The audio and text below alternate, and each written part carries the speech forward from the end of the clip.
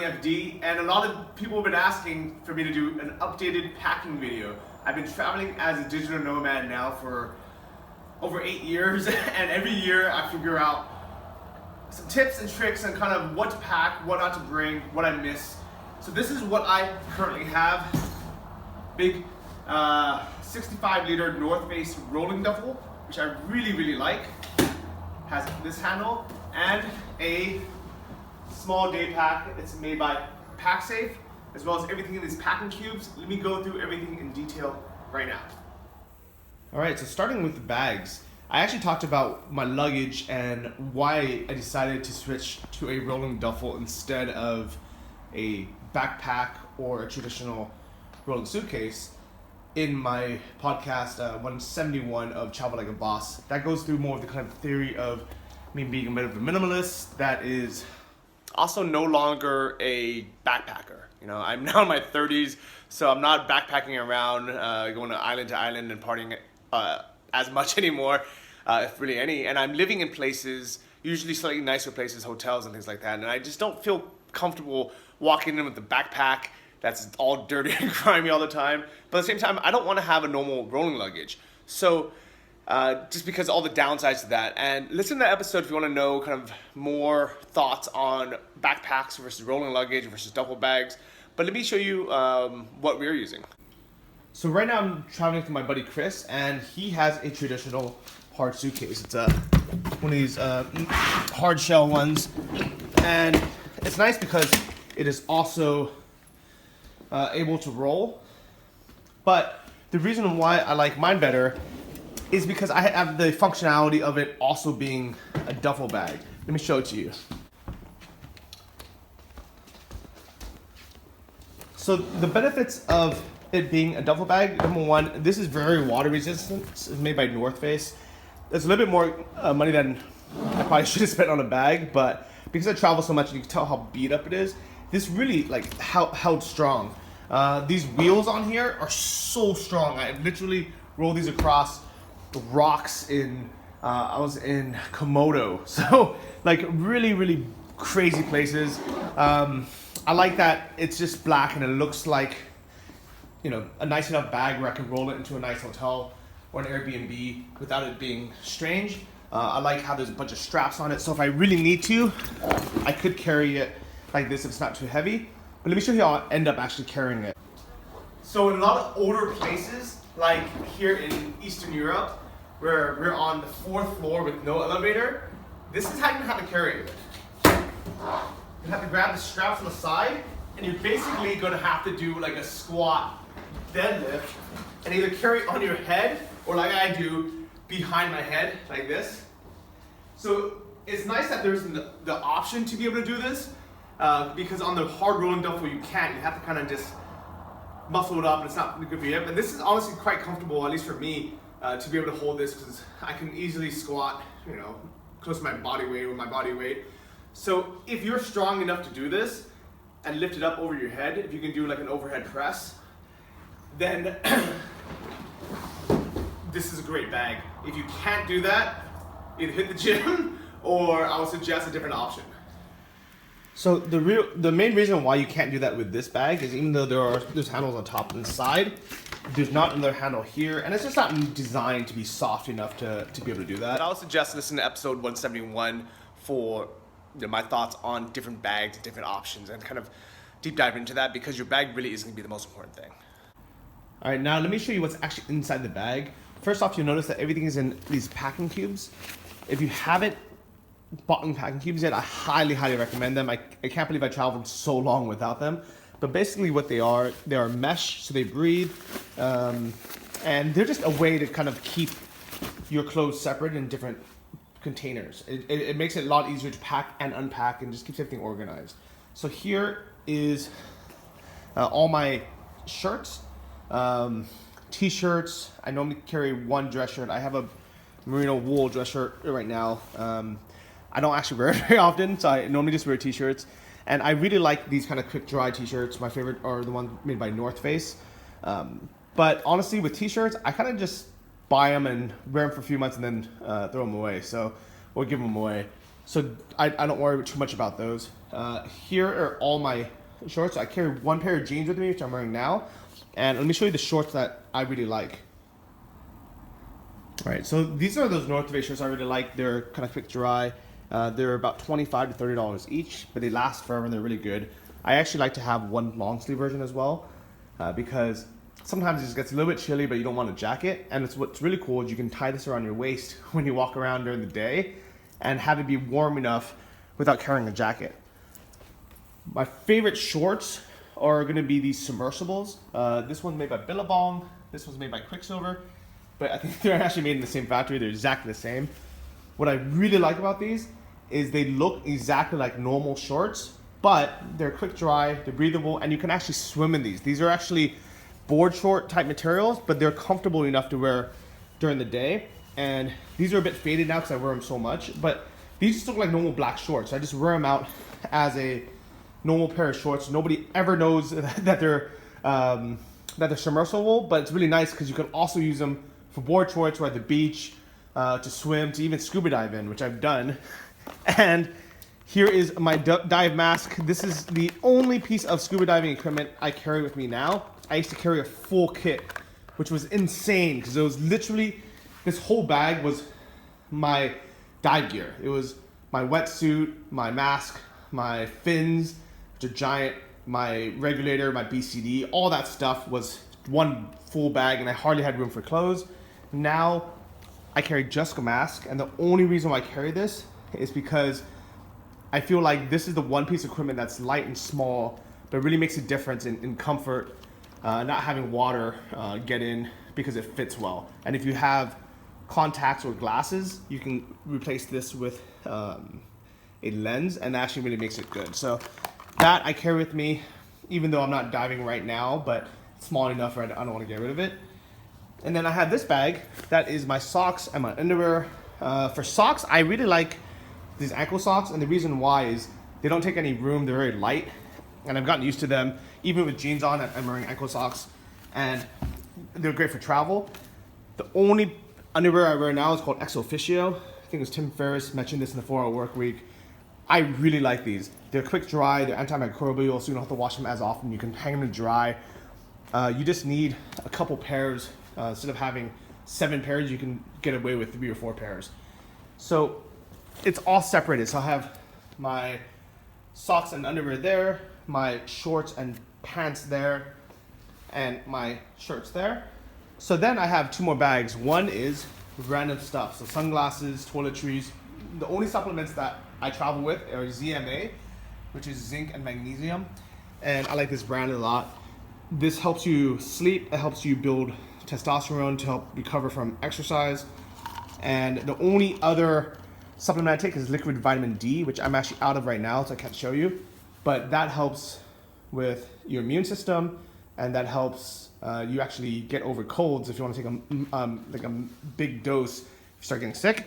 But basically, this is where you can really get in trouble if you start carrying too much stuff. Like even here, this is pretty heavy, and honestly, I don't even really know what's in here. Like I know I have sunglasses, I have like cables and stuff, but really be careful about having that too big. And what's nice is the reason why these packing cubes are so nice is it forces you to keep everything there and not have more stuff. So be careful not to have extra bags of things or just stuffing things in pockets, because it becomes really easy and really heavy.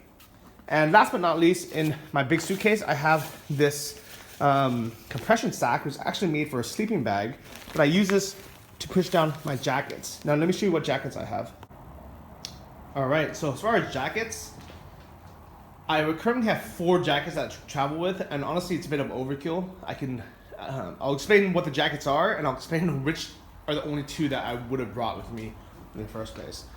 So here is my North Face kind of fleece zip up Canyonlands hoodie fleece. So what I really like about it is that it's fleece on the inside, so it's nice, warm, comfortable. But outside is this like heather material, so it doesn't feel like a plyly fleece. It's a relatively like lightweight, it's kind of medium weight, but it's super warm. It's a great jacket. Then I have this cheap kind of Uniqlo hoodie. You can probably get these at Gap or anywhere for $30 or less. These are super thin. These don't keep you that warm, but they're perfect for like a mild night. And then I have two raincoats. I have this Nomad one, which is a super raincoat. Like it's probably rated the best raincoat for about $100. And the more expensive ones just have more pockets. So this is probably the best raincoat in the world. It keeps out rain. I've walked in this for 6, 7, 8 hours straight in Ireland. If you watched that Wicklow Way video where I hiked across the Wicklow Way mountains in the rain, and this was a great jacket. I also have a North Face one that is a very, very thin, more breathable, doesn't keep you as dry, but does a pretty good job, and it's super, super lightweight. So the only reason why I have two raincoats, which look almost exactly the same, is because I spent a lot of time on islands and places where it rained a lot, and I knew I was going to be doing these mountain hikes. So I needed this heavier one. But if you don't plan on being in the rain that much, carry this, because when it does rain, it's easier to have than, like, let's say an umbrella. You can use this with a rain cover for your backpack. And then this is already pretty waterproof anyways. You don't have to be walking around with it too much anyways. And what I like about this, it's light enough where you can wear it as just like a day jacket because it's breathable as well. So I don't remember what this is called. This was pretty expensive as well. I think it was $150 or so, but North Face makes good stuff, and you can tell it's breathable one direction. If I was gonna choose, that's definitely the better one. That one you can just use during the day, and it's lighter, but the choice is kind of up to you. And as far as these two jackets, I would probably honestly save my money, even though I like this North Face a lot. I would probably just have these cheap jackets because most of the time you're warm enough. And guess what? If you're not warm enough, wear this and this together, or wear this and this together. And I guarantee in most conditions, unless you're in the dead of winter somewhere, you'll be fine. Unless it's snowing and you shouldn't be there anyways. Then if you are, you need to buy some winter gear. And I carry a buff with me, which is like a multi-use scarf, headband, handkerchief kind of thing. And what's nice is when you wear that with this, you're gonna be warm. So I would advise everyone just to have these three items: a buff, a thin, cheap hoodie, and a thin, breathable kind of light jacket. And then all fits in your backpack. All right, so this is my day pack. It is an ex officio, which you may not be able to tell. This is a cut. So this is my day pack. It is made by PackSafe and has exo mesh in it. So you can't tell because it just looks like a plain black backpack. There's actually metal wires going through here, and also throughout here, which means if somebody cut my backpack, my things won't fall out. And it has these metal actual clips and ways to kind of just quickly secure your bag so people can't pickpocket your backpack on the metro. I did a full review. You can watch it on my YouTube channel. It's been 2 years. I still love this bag, so I highly recommend it. And then inside my bag itself, I have all the Nomad goodies. As a digital nomad, I gotta work. And here is my MacBook Air. It's 2013. It's still working perfectly. It's lightweight, 13-inch. I'm very happy with it. I use a Roost laptop stand, which I'm very, very happy with. I have a keyboard and a mouse, but it's actually at the co-working space right now, so I don't have it on me. I have my Tree Tribe sunglasses. Shout out to the Tree Tribe crew. And I have my favorite headphones by far. These are the Bose QC35 wireless Bluetooth headphones. These guys are amazing. I really love these. The only problem with these is that it's been almost a year, and these earmuff things get worn out so fast, and they're expensive to replace. I think they're like $35 to $50 to replace just the padding. So that kind of sucks, but they're such good headphones, and I use them every day, so can't complain too much. And then I have my microphone. This is my Audio-Technica ATR something. This one's the AT2005, but the ATR 2100 is the same thing as well. And this lets me produce all my content and my podcasts. If you haven't listened to Travel Like a Boss or Invest Like a Boss, take a listen to that. And here are my shoes. So I just have one pair of normal sneakers. These are Adidas. I try not to have too big of a back on it, but I couldn't find anything. And I love these Luna running sandals. These are Luna monos with the elastic back, so it's easy to put on and off. And I've had these now for this pair for a year, but I always have these sandals. All right, that's it. That is everything I am traveling with now for at least a year. I was in Thailand and Bali before this with the same bag, and now I'm in Europe, traveling all across Europe. I was in Barcelona on the west, and now I'm all the way here in the east of Europe, in the furthest east in Ukraine, and I'm gonna be traveling kind of throughout. And this is pretty much everything that I'm happy with now. But here are two big secrets. One is there are things that I get rid of all the time. My biggest advice is listen to my podcast, Travel Like a Boss episode 171, where I talk about for almost an hour the kind of mentality behind it and planning of it. And the gist of it is basically travel with the less stuff than you think you need and be willing to get rid of things along the way and just buy things as they come. These, $4 t-shirts, I don't mind just buying new ones in every country I go to, so you don't have to carry as much stuff with you. And there's gonna be a lot of little things that you might not even, you might not realize that you need or you don't need, but if you don't bring it with you in the first place, you can always buy it. There's very few things you cannot buy nowadays, especially if you're coming to, a normal city. Even Chiang Mai, Thailand has everything that you need now. Anywhere with a Decathlon, you can buy whatever you need for cheap. So my advice, stay minimalistic, practice minimalism when you travel. Don't buy too much extra crap before you need it. And that's it. If you have any questions, let me know below in the YouTube comments, and I will see you in the next video. I'll have an update maybe next year if things change, but I think I'm pretty happy with this for now. See you guys.